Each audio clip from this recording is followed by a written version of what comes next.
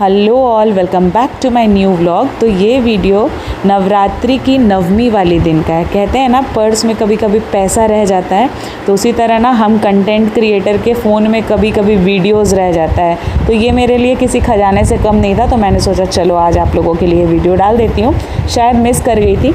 तो सुबह की शुरुआत डॉल्फिन और सिम्बा के झगड़े के साथ हुई थी। उसके बाद आज नवमी था, जिस दिन हम लोग कुंवारी कन्या खिलाते हैं। तो मैं हमेशा घर के बाहर जितनी भी कन्याएं मुझे मिलती हैं ना मंदिर के पास, या जो बहुत गरीब है, मैं हमेशा से उनको ही खिलाती आई हूँ। तो मैं हमेशा खिलाती हूँ। तो इस बार मेरे घर पे डॉल्फिन ही आ गई थी और मुझे याद ही नहीं था कि ये मेरे पास ही रहेगी। तो मैंने कोई भी तैयारी नहीं की थी, लेकिन फिर मैंने सोचा कि नहीं, चलो आज के डेट में ब्लिंकिट तो है, सारे गिफ्ट्स उससे आ जाएंगे और प्रसाद तो खैर बनना ही था। तो सुबह सुबह मैं लग गई थी हलवा पूरी और चना बनाने में। आपके घर में नवमी के दिन क्या बनता है ज़रूर कमेंट करके बताइएगा। बचपन में मम्मा मेरी खीर बनाती थी, लेकिन मुझे हलवा और चना बहुत ज़्यादा पसंद है।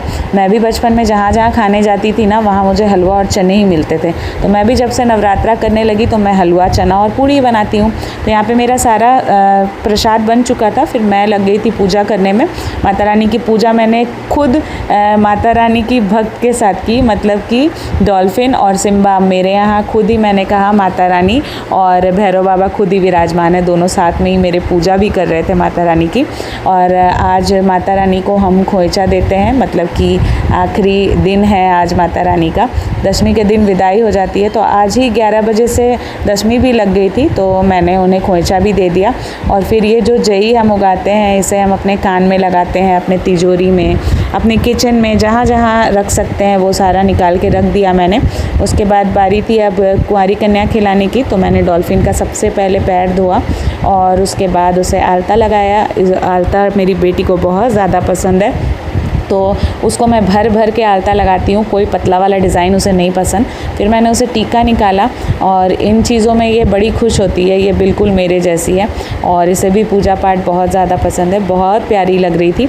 उसके बाद मैंने इसे अपने हाथों से ही खिलाया, क्योंकि ये खुद खाती नहीं है और खाने में बहुत ज़्यादा नखरे है इसके। फिर भी इसने 1 से 2 बाइट ही खाया, बहुत रिक्वेस्ट करने पर।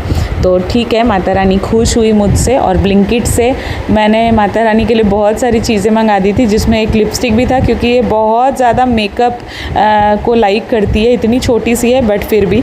और फिर मैंने सिम्बा को भी खिलाया, क्योंकि मेरे लिए भैरव बाबा तो मेरा सिम्बा ही है।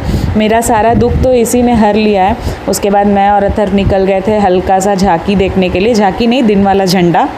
इतना ज़्यादा भीड़ था, मतलब मैं फ़र्स्ट टाइम अभी निकली थी। नॉर्मली हम लोग अपने शॉप में ही बैठ के ये देख लेते हैं, लेकिन हम लोग नहीं जा पाए आगे और वापस आ गए। और फिर आज हमें झंडा भी बांधना था, तो अथर्व अपनी दादी के यहाँ गया हुआ था। तो ये इसकी दादी का घर है और यहाँ पे अथर्व हर साल झंडा लगाता है और बहुत मशक्क़त के बाद यहाँ पे झंडा लगता है। तो यहाँ पे ये ईंटा वीटा दबा के और इस झंडे को सेट कर रहा था। तो हम लोग फिर आ गए थे महावीर चौक, और ये महावीर चौक का बजरंगबली मंदिर है, बहुत पुराना। फिर वहाँ से आ गए हम लोग चैती दुर्गा ट्रस्ट। फिर हम लोग फ्लैट आए और फ्लैट आने के बाद यहाँ पे हमने झंडा लगाया और झंडे लगाने के दौरान हम दोनों में हो गया था झगड़ा।